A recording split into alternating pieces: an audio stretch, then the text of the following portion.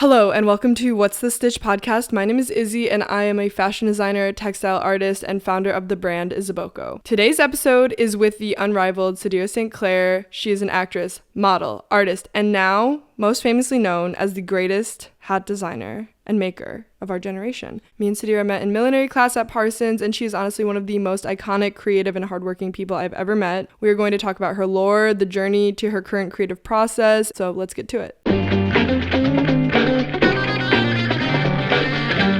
So what's the stitch? Okay. You look fabulous. Thank you so much. Do you pronounce your last name St. Clair or St. Clair? St. Clair. St. Clair. Okay, so I'm here today with Sideara St. Clair. Am I right? Yeah, that is actually a fake last name though. Oh, it is? Yeah, I'm gonna reveal. You want to? And why not? Okay, go for it. What's your real last name? My real last name is Weissgrau. Oh, that's so Jewish. That's so good. Yeah. It's actually my dad's idea to change the last name. Okay. It was like for acting. And then I don't know, I changed it so long ago. It really does feel like my last name is St. Clair. So Gorge. yeah, so that's just a fake name that my dad made up. And you just love it? I do, yeah. And it works for your brand identity. I like it. And your artist identity, I guess. Because I would call you, I would definitely consider you a multi-hyphenate. Artist, actress, singer, model, performance artist, designer, creator, entrepreneur. Do you identify with all those? I think so, yeah. Yeah, and I also kind of feel like, I don't know if I've told you this before, but I feel that you are very, of the Lady Gaga genre of, maybe you're a drag queen, but it's, lived performance artist. Do you feel that? Do you identify with that? I love that. I don't identify with that, but, I think maybe because I really have been like this my whole life, in one way or another. I think it's more, glammed out now, but I've never really dressed, low-key. Okay. Even when I tried, it was you're not doing it, you know? Yeah.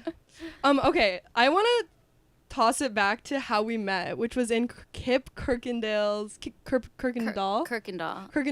millinery class at Parsons. That's crazy. Pre-COVID. Do you remember that? I hardly. And it's now you are this full-blown leader of the hat creative industry. I don't know how that happened. And you were just literally in that millinery class, and you were so good and so talented, and I was like, oh my god, this bitch is everything. And I remember this so vividly. You were telling me about non-monogamy and introducing the concept to me, and I was so blown away. And I went home to Michigan and I was like, guys, there's this new thing, it's called non-monogamy. That is so crazy. I literally I don't remember that at all. It's so weird.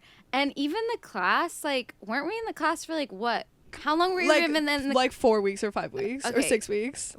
Yeah. And then we went to COVID. It feels like we didn't really start. I think she showed us a couple stitches, mm-hmm. and I bought buckram, which is amazing because it's really hard to get now. Oh, really? Why and is I that? have a roll of it. It's just a lot of millinery materials are rare as fuck, and some things are accessible and some aren't. And now buckram is not accessible in the U.S. and I think I'm not sure. I think it became a lot more expensive other places. I think it's easier to get in Australia and the UK, but even there it might be hard. I'm not totally sure.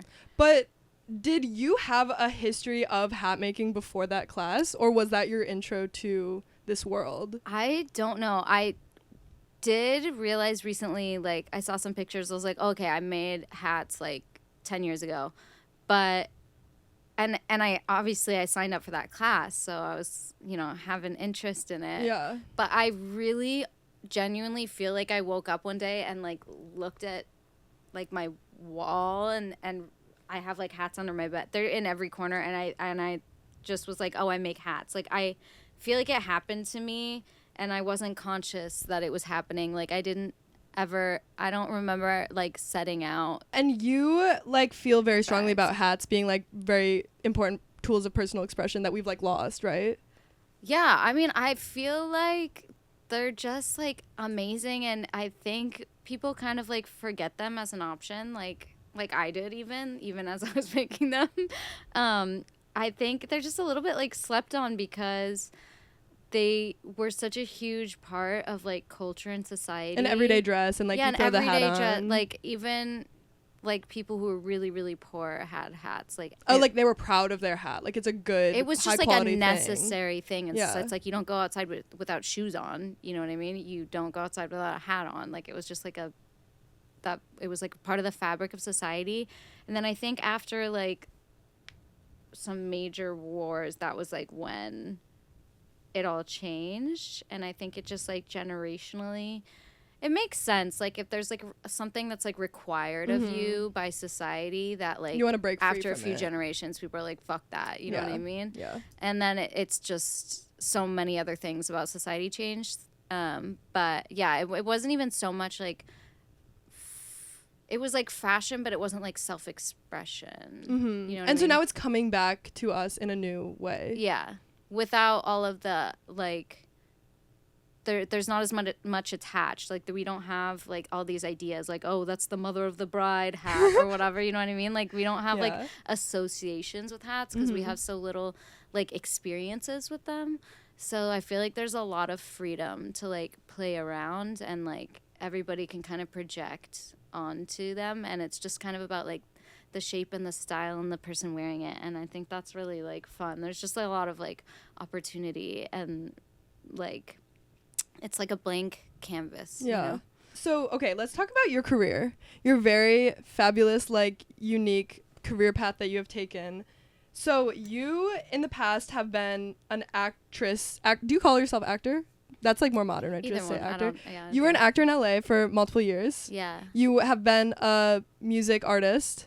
Stream the Stone on Spotify and all streaming platforms. You have been a model, and probably I would consider you like still definitely a model. And then you have been and are currently like a designer, artist, maker. Like what, like how do you like bridge those pathways together? Were you always just creative growing up? Like did you always want to be an actor and then kind of just keep jumping to the next opportunity? I started out like really like I always wanted to be an actor. I was like a theater kid.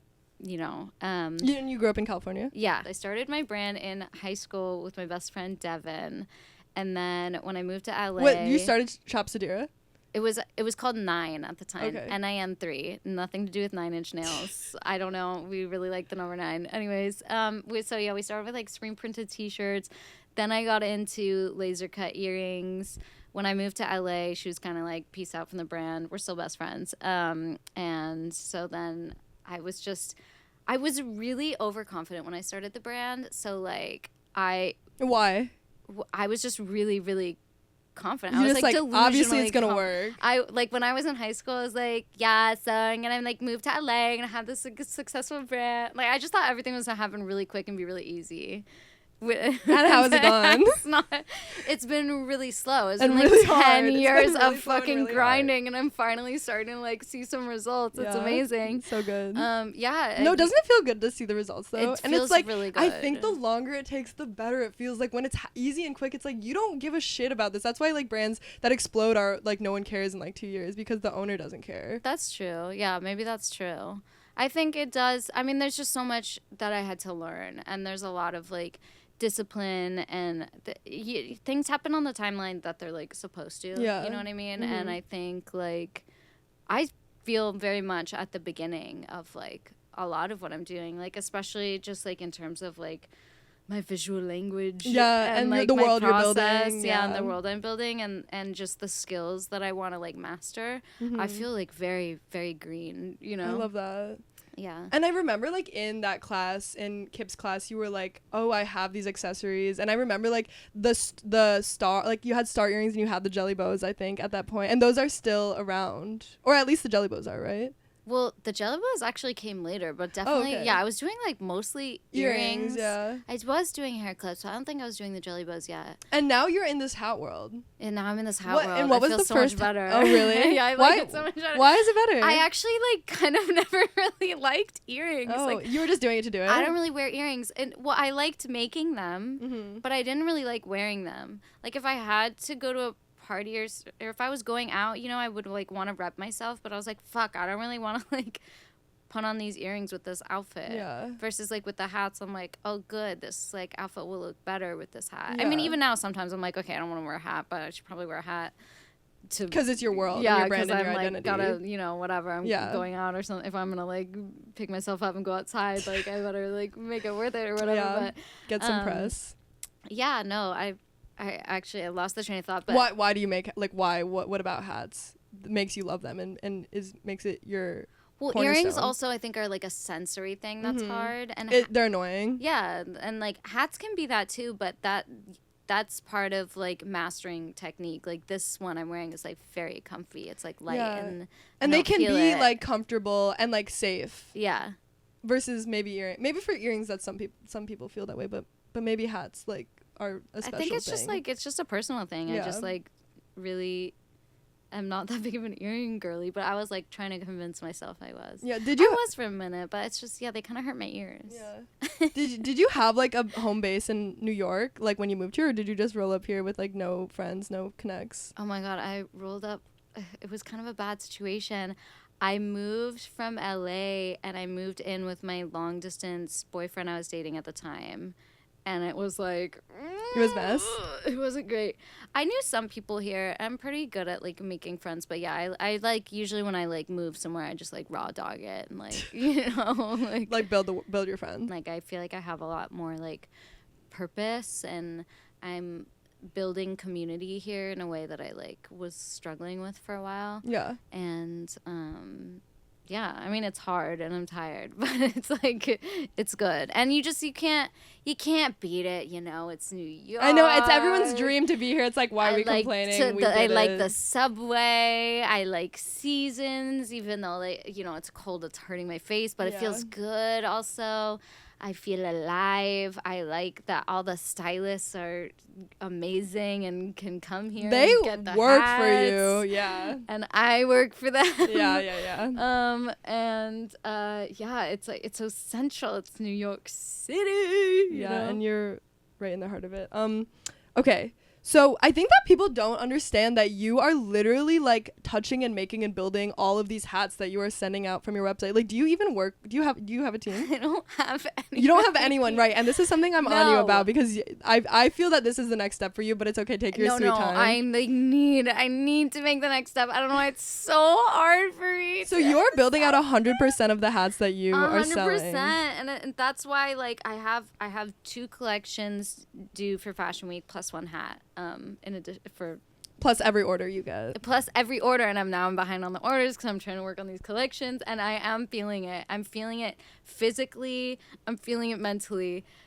You can't do things alone forever, but I would like to do them alone for as long as I possibly can because it keeps that overhead down. Right. And it's scary when those numbers start getting big. I am building, and my sales and everything, like business fluctuates heavily. Yeah. And I like knowing I can fucking do it all on my own. Did you have a good holiday season? No, because I wasn't like making TikToks. Ugh. Okay, so do you feel like as a maker, growing your own business thing is sustainable, or do you feel like build it bigger than yourself as fast as possible? I mean, obviously you love it and you like really cherish these moments of like making your own things, but like you don't see this as the future forever. Like, that you want to build it bigger. I have no fucking idea. I think I know I have to. Okay. I think that the world that we live in doesn't accommodate. But I don't know. At the same time, millinery is a really interesting niche in fashion where you can have a really high price point and people are expecting you to make things yourself one by one. That's the history of it. I mean, that's like the reality of it today even. Like, there are people who manufacture, but it's really typically considered like a handmade, custom, like artisanal thing that like a designer is making. And of course, like when I don't even know it, like I don't actually know how it works. There's a lot of like opaqueness, but there are like people whose businesses are them singularly making hats. I think. I mean, you probably get an assistant at least. Yeah. But maybe later. Yeah, but I think also. Oh, I saw you were in the market looking for a laborer. I do need some laborers. Like a free intern for Fashion Week. Yeah. For this stuff. Maybe that'll be me. Really? Like literally, maybe it will be me. Okay, well that would be fucking so sick. Okay, let's talk. Or maybe I will like help you source them. Okay. Yeah. But yeah, it's hard because this world that we live in, like it does demand like. if you want growing past yourself. you have to grow past yourself. Which why do we have to do that? It's so much more beautiful when it's just you. Yeah, but you have to make so much money just to survive. Yeah. And to do that, you have to make so many sales. And to make so many sales, you have to be coming out with so many things. To make so many things, you have to be advertising constantly. Like, it's a very, very demanding world that we live in. And I'm trying to see, you know, to look at it positively and see how it can be sustainable and how I can avoid like just adding to that or just accepting that. Mm-hmm. You know what I mean? So I'm definitely fighting it. Yeah. But we'll see how long I can battle that. But I don't know. Maybe it's possible. I think it's just like you have to reach a different price point if you want to slow down. Right. I feel that you are on your way there, though. I actually like price things extremely low for millinery. I know. Are you paying for your labor? Like, are you even paying for your like? How much do you pay yourself an hour? Do you even know what it is? I aim for like $30. Okay, that's really good. Yeah, because I tried to match kind of like what I was making at, like when I was working in casting and then that ended. I was like trying to like measure things that way. I don't think I actually did the math right for $30 an hour, but yeah. I mean, like in that ballpark. Yeah, I actually would like to pay myself even more. Yeah. But yeah, and it differs per hat because it's like, okay, some hats like really should cost more, but if I'm able to have a better margin on these, then like I can have some wiggle room there. You know what I mean? I'm guessing you're not paying yourself for like time taking photos, time making videos for Instagram, time like posting the photo on your goes website. Into like the overhead. But yeah, I don't pay myself like a salary. Is there anything else you want to say about being like a maker entrepreneur? Like feelings about it? Do you wish that we lived in a world where like everyone was like obsessed with maker entrepreneurs and like people were just like banging at the walls to buy our shit and like would pay so much for it, and then we could all just like live beautiful sustainable lives and like make like 4 hats a month and like pay for our lives? Yeah, God. Oh, that'd be so cool. I wish that we just didn't have to. You know what? I don't always want to sell things. Like, you want a museum to acquire it for $40,000? Yeah, no, that would be amazing. Yeah. Like someone who would take really, really good care of them. Yeah. Like I'm one of the designers that I'm working for Fashion Week. We're trying to like kind of work out like how it's gonna work afterwards in terms of like payment, how we're gonna sort all that out. And I didn't like the initial deal that they sent over, and then like the more we were talking, I started getting a little stressed because I'm like, well, what if some of the hats I make, like I don't want you to sell them, and what if they're like you're working for a brand like under their brand name? Yeah. Okay. Yeah, and I'm like, what if I don't even want you to keep them at your studio at all, even if you are selling them, because what if you're not going to take care of them correctly? Like, can I keep them? Or like so I can be really, what did they say to that? They're flexible and they're being cool, so we're going to work it out. But like, that's great. I can be really possessive. Like the way that you give something to a stylist kind of like informs their respect for it. Okay. If you have something packaged up really well, then there's a better chance it's going to come back to you packaged up really well. And maybe they'll like more likely use it for a shoot because they're like, oh, this is so special. Maybe. Versus if you hand it to them in like a big trash bag. Yeah, like I mean, I used to just like put things in a tote and then they'd come back broken and be like, well, I told you to be careful. Like, but now everything's in a box. Mm-hmm, and like if someone wants to pull like 4 hats, I'm like, okay, well, like, you know, I have like you massive IKEA bags because I'm not just, you know, you can't like fold them up. Yeah. And I need people to know like this needs to come back like in a box with the bubble wrap, and you know what I mean? Yeah. And sometimes you literally hand deliver your hats, like your wheat hat, because I did. Yeah. There's one hat that like it has to be delivered on a styrofoam head that doesn't have good weight and it can't touch anything on the edges, so it can't like fall over. So someone really has to be like, it has to be me. No one's gonna care as much. So like if someone wants to borrow that hat, I kind of have to bring it because that's just the reality. Like I almost can't even care enough to like take care of it properly, and if I can't, like no one else. That needs to be acquired by the Met like yesterday. That'd be cool. I don't know what take it, Matt. Okay, I feel like you, more than anyone I know like right now, are the queen of styling pulls. Really? And like how did you like get into that, and like how like what do you think about that, and like do you think it's helped you grow a lot, or do you think it's just been like a really validating thing seeing your stuff on like Cyndi Lauper, on like so many of the other fabulous like celebs like in Vogue recently? Like what do you think about styling pulls? in terms of your like business? I think you start creating like a network, and you create like kind of an easy deck for people to see your options that you have to pull from, like you, and make it easy for people to answer emails and stuff. And I think because I have this niche of like crazy hats, that it's like if a stylist needs a hat, they're like, okay, that girl is like go to and like can come through on a short deadline. I think that's part of it. I don't know. Yeah, I guess I just have gotten lucky with that. I think posting on social media has helped a lot for sure, because then people can find you. They have to be able to find you. I would recommend people like reach out. I think making the deck helps a lot. Yeah, like, I have, like, make just, it like, as a easy as PDF, possible for people to choose what they want. Yeah. And yeah, it's honestly a lot of it's not no work on my end. It's like actually, and like especially if you're going, it's like, oh my god, I'm dedicating. I'm usually not going. Okay, I'm like, I can't do that. That's too much. That's way too much. But like, even so the just wee like, hat has to be special. it's like look at like these are that's like hats. There's hats under there. There's hats here. There's hats in those boxes. Like, I have to like find. I don't have like an organized system of like where. So it's like I gotta find the hat. I have like Pack it up. I have like a PDF or a Excel like a spreadsheet of like, you know, polls and stuff, so I can keep track. Yeah, definitely photos that come back that I'm like, well, this doesn't really help me, but I'm glad. And then that's why when it does come back good, it's like, holy shit, like Cyndi Lauper wearing your like iconic piece that you have for sale on your website, that's on her like main poster. Is that piece for sale on your website? Yeah, it is. Yeah, like, yeah. was that like a huge moment? It was crazy. That was really cool because it was something I could tell my parents, and then my parents were like, holy shit, versus like, you know, I was like, I'm making this hat for like Gabriette. My parents were like, Cool. like, we don't know who the fuck that is. Like, Is that the biggest like celebrity like moment you've had wearing Cyndi Lauper? Yeah, I feel like that moment to me like shook me to my core, because it was like so I know, perfect that's so for crazy. you. Oh, thank and you. she wore it so well, and I was like, I feel that this is such a good photo of this hat, and it almost looked like it was like photoshopped or something. Yeah, I know. Is that? I think that probably is. I'm really bad with memory recall, so like I'm not 100% sure, but I think so. Yeah. I literally have here on one of my questions, like, on having a goldfish brain.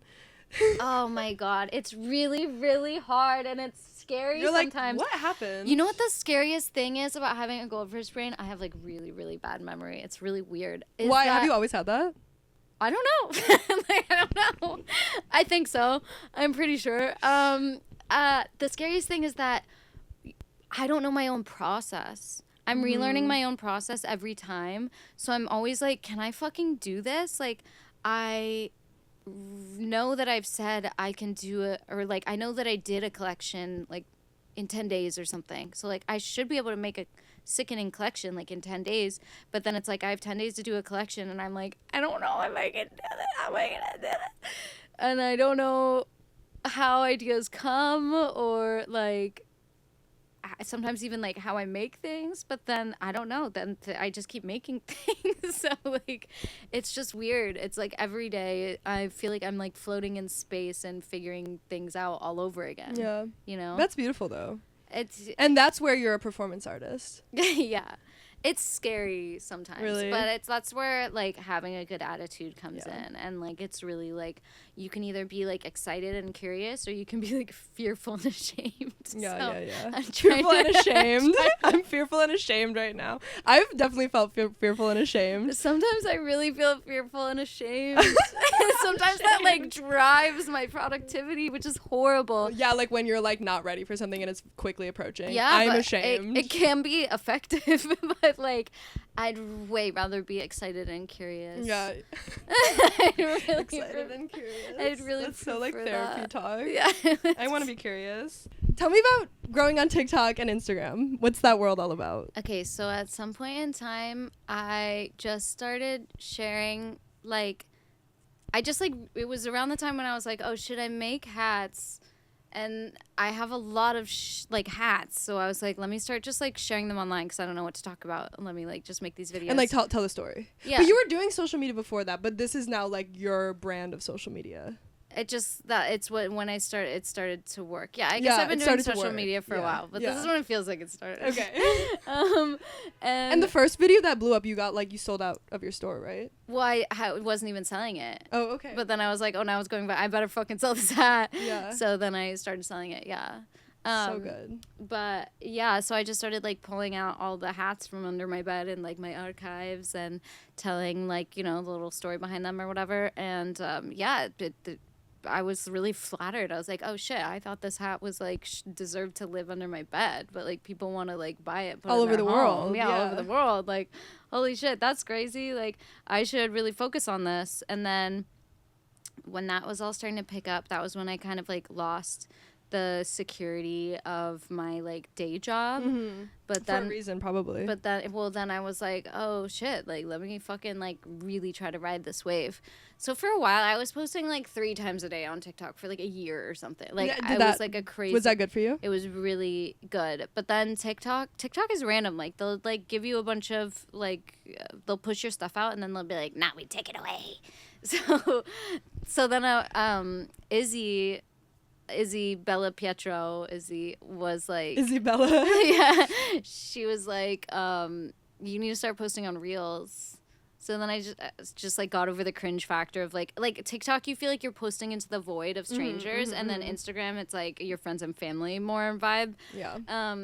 So then I was like, okay, fuck it, like this sometimes I talk like in this weird voice and that's okay, accept me.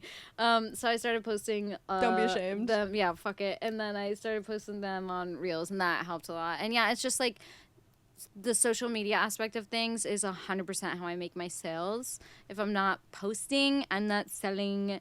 So I have to be consistent with it, and to be consistent with it I have to have like new things to talk about, which means I have to be designing new things and working on projects. So it keeps me like productive and accountable in a way, but it also can be like really overwhelming and a drag if you have the wrong attitude. A lot of this shit is just like perspective and attitude, like how grateful I am that like to be like a working artist, to be making your own stuff, to be like, oh, I have to like make a video talking about my art instead of like doing something for someone else that I don't care about, you know what I mean? Like it's such a gift. Yeah. So yeah, it's a lot of like perspective, but it is like, you know, you have to stay on top of things, and even if it's like the holidays, you can't stop making videos. But I do, because I'm one person and that happens. No, definitely. I feel like I had a really good holiday season, but like I'm just like, how do I get the rest of the year to be acceptable? I think you I mean, I might have bad advice, but I think if you're already in that perspective of like, how am I going to do this, stop thinking that far ahead and focus in front of you. Okay. Yeah. Focus on tomorrow. I think maybe when you're in a more positive, world dominating feeling mood, that's when you start figuring things out and making plans. But if you're already feeling overwhelmed, then it's like gonna be really overwhelming.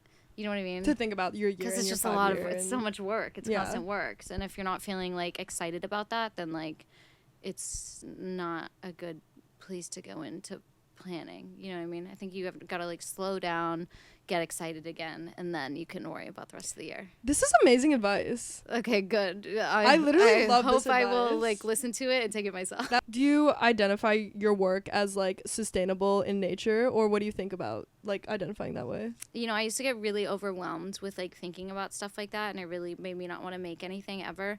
Because I do work with plexiglass a lot, which is a plastic, but I am just one bitch making everything myself. So in that way, literally no matter what I do, it's extremely sustainable because I'm not creating a high output, you know?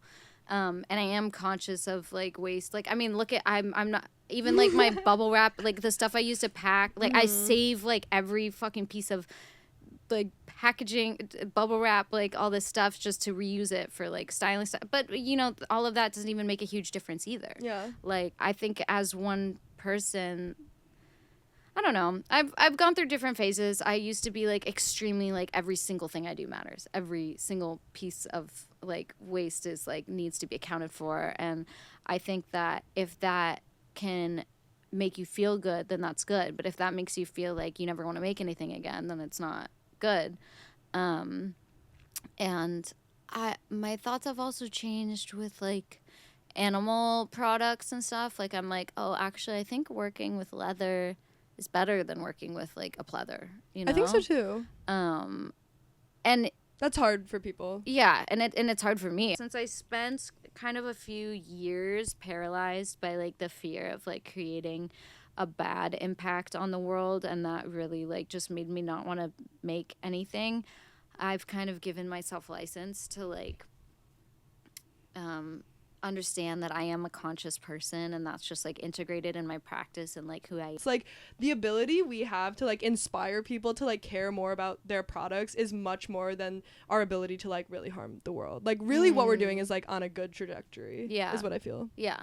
And it's like when I'm making a hat that is out of plexiglass, like I'm making a hat that's like, I'm not pricing it at $5 and like mass producing it and like making it like, oh, this is like something you buy and then you break and you throw away. Like it's like, this is something you're going to keep for like hopefully decades and like love and cherish. And it's a special thing that like an artist made. It's not like you don't buy this in like a gift shop, you know? Definitely. I try not to get too inspired by hats themselves. You know what I mean? Yeah. Because then you just look at it and you're like, well, I want to make that, but it already exists, so that's not a good choice of inspiration. So where do you get your inspiration from? I mean, I do get inspired by hats, but I try to be really conscious of like the way that I get inspired. Like I have to feel like it's something completely different, you know what I mean, to be satisfied with the idea. But aside from that, I really love just like, you know, shapes, like sculptures. I really love ancient ornaments, like from old books from like the 1900s. Going through old books on like archive.org is like a huge part of my process. What else do I get inspired by? Outfits, like that, like what hat would go good with that, you know what I mean? Yeah. And that's maybe why you work with so many designers, I think. Yeah, it's been really helpful and like interesting and like a good push to like have have boundaries to work within, you know? How do you balance your work and life, or do you? I don't balance it at all. Your work is your life and your love. Yeah, it's not healthy, it's not ideal. I do have to find a way around it. I need to find a way to take better care of myself. I need to find a way to take better care of my relationships, because those are really the priority, and those are the things that are the most important in your life. But that's not the way that I function naturally. The way that I function naturally is to like shut myself in my apartment and work for like from like the moment I wake up till like 3 a.m. Yeah, maybe that's your next big adventure, is like building that balance. I'm trying to do it like starting like tomorrow. Okay. Because my head hurts, and I think it will help with that as well. Yeah, I bet it will. Yeah. Do you use any weird glues that are like? I use a mask. Okay, good. And I open a window, but. So you sell a lot online. What are your like? Do you sell any in person? No. You're not stocked anywhere. No. That's gorgeous. I don't have the margins right now. Yeah. What have you had really awesome customer moments, and have you had really awkward customer moments? Awesome customer moments is just like I love seeing my hats on people and seeing them look good. It's so fulfilling because I can get like insecure. I'm still so close to the timeline of like this shop making more sales and taking off with the hats.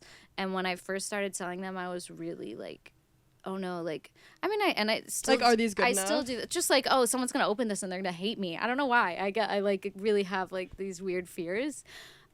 So seeing hats on people and seeing it look really good, I'm like, oh my fucking God, like, holy shit, it's so cool. It's very fulfilling. Who made that amazing hat? I'm just like, that hat looks really good on you. Oh my God. Like, thank God. That's so cool. Like, I made that hat and it looks so good.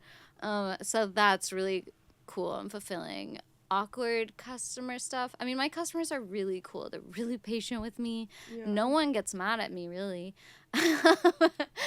People are very understanding, if ever need be, and cool. And beautiful customer base you have. Community. Yeah. As it's called. Yeah. What makes you say yes to a project, and what makes you say no to a project? Or collab, or anything? What makes me say yes is like, am I excited to spend my time this way? And do I think that I can do it? And am I getting a good vibe? And